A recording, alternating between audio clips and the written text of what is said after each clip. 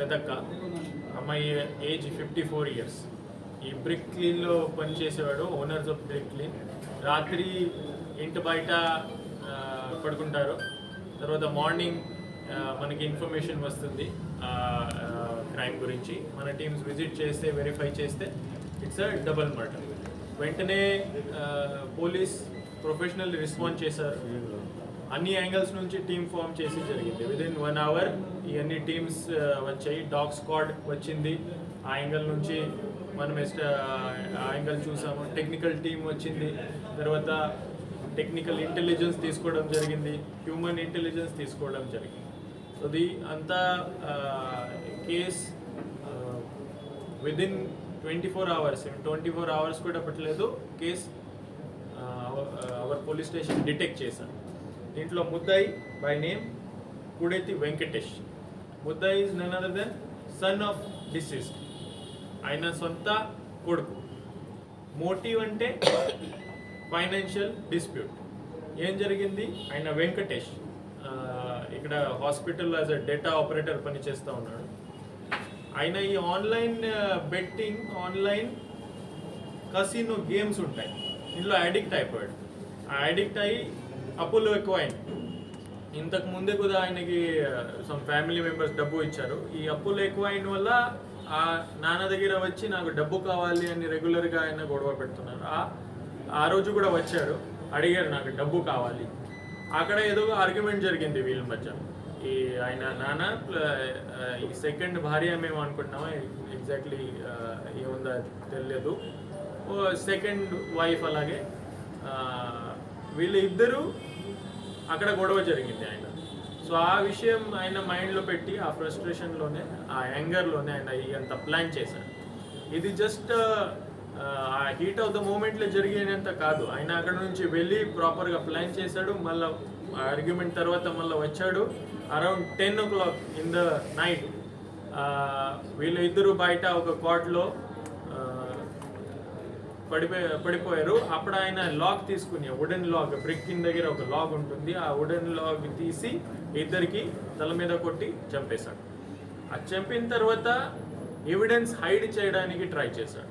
ఆ police investigation ఒక వేరే యాంగిల్లో తీసుకువెళ్ళాలి, మర్డర్ ఫర్ గెయిన్ కానీ రాబరీ, డకాయిటీ అట్లా ట్రై చేశాడు. దీంట్లో ఏం చేశాడంటే పక్కన తీసుకొని ఒక రాడ్ తీసుకొని ఫోర్స్ఫుల్గా ఇల్లు ఓపెన్ చేశాడు. లోపల వెళ్ళి బీరువా ఓపెన్ చేశాడు, బట్టలు ఇక్కడక్కడ పెట్టాడు. తర్వాత చిల్లీ పౌడర్ అంతా స్ప్రింకిల్ చేశాడు.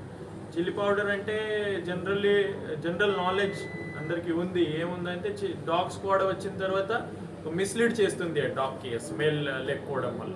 సో అది ఆలోచించి ప్రాపర్గా ప్లాన్ చేసి అదే చేశాడు. కానీ ప్రొఫెషనల్ పోలీస్ వర్క్ వల్ల, ఇమీడియట్ రెస్పాన్స్ వల్ల అన్ని యాంగిల్స్, ఆ యాంగిల్ కూడా వెరిఫై చేయడం జరిగింది. అన్ని యాంగిల్స్ చూసుకొని at the end of the day మనకి దొరికాడు.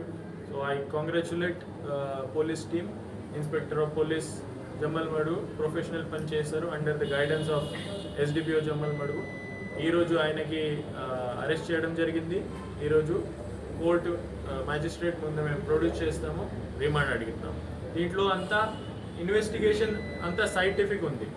ఫింగర్ ప్రింట్స్ మేము కలెక్ట్ చేసాం, DNA ఎవిడెన్స్ కలెక్ట్ చేసాం. చెప్పాల్సింది ఈరోజు మీరు అందరూ ఉన్నారు. ఈరోజు మనకి ఒక ప్రొద్దుటూరులో మంచి కన్విక్షన్ వచ్చింది. ఒక పాక్సో రేప్ కేసులో 16-year-old అమ్మాయికి 62-year-old అక్యూజ్ ఉన్నాడు. అప్పుడే జరిగింది, 2018లో జరిగింది. So scientific evidence, DNA evidence వల్ల ఈ కన్విక్షన్ వచ్చింది. ఈ కేసు కూడా మేము సైంటిఫిక్లీ ఇన్వెస్టిగేట్ చేస్తాము. 100% కన్విక్షన్ కోసం మేము 100% ఈ కేసులో ఎఫర్ట్స్ పెడతాము. Technical evidence, scientific evidence and human evidence అంతా ఉంది. దీంట్లో చెప్పాల్సింది నాకు అందరికీ ఒక అపీల్ అండ్ నాలెడ్జ్ కోసం కూడా, ఆన్లైన్ ఈ వెబ్సైట్స్ ఉంటాయి. దీంట్లో ఈ కసినో యాప్స్ చాలా వచ్చాయి. మీరు రీసెర్చ్ చేస్తే మీకు అర్థమవుతుంది. దీనివల్ల అడిక్ట్ అయ్యి చాలామంది యూత్ స్పాయిల్ అవుతున్నారు.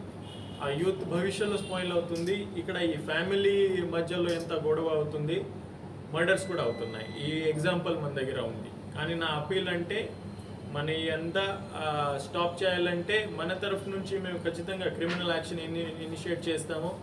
Gambling, betting online gambling, online betting, zero tolerance. మన దగ్గర వస్తే మేము పీడీ యాక్ట్ వరకు పోతాము. అందరికీ ఆర్గనైజ్ క్రైమ్ సెక్షన్ పెట్టి అందరికీ లోపల పెడతాం.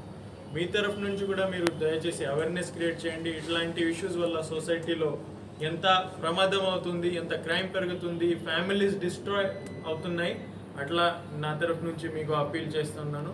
ఎట్లా మన ఏదో ఒక at the end of the day it is the responsibility of it's a collective responsibility. మీరు కూడా ఉన్నారు, అందరూ పెద్దవాళ్ళు ఉంటారు, సివిల్ సొసైటీ ఉంటారు, పోలీసు ఉంటారు, అడ్మినిస్ట్రేషన్ ఉంటారు. It is our collective responsibility to take it forward.